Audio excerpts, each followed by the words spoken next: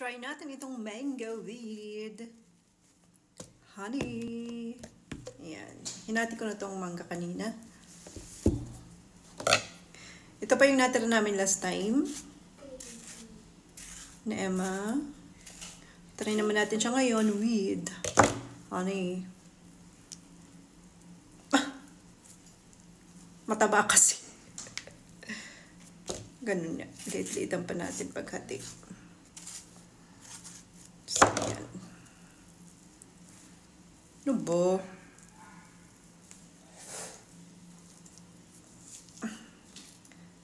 Ayan. Oh!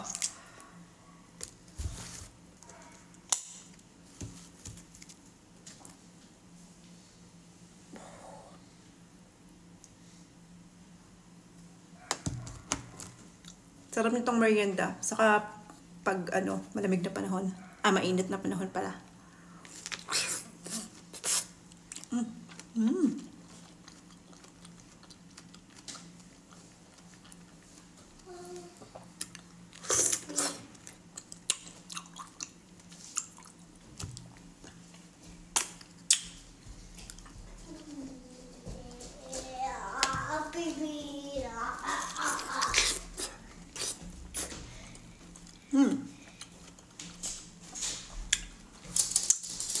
Sarap.